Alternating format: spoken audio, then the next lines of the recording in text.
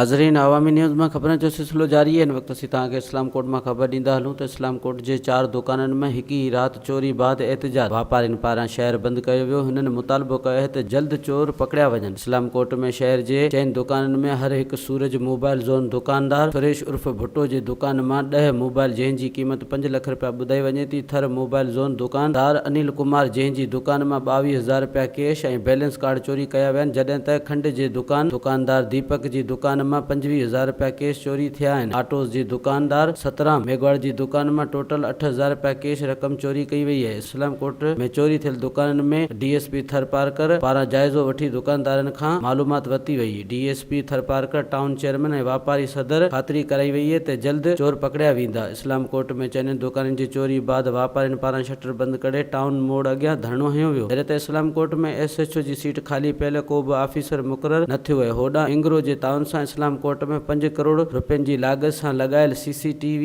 Camera नाकारा बणियल आहे। वधीक ख़बरनि ऐं तफ़सील लाइ विज़िट कयो अवामी news Facebook page, YouTube page ऐं अवामी न्यूज़ वेबसाइट।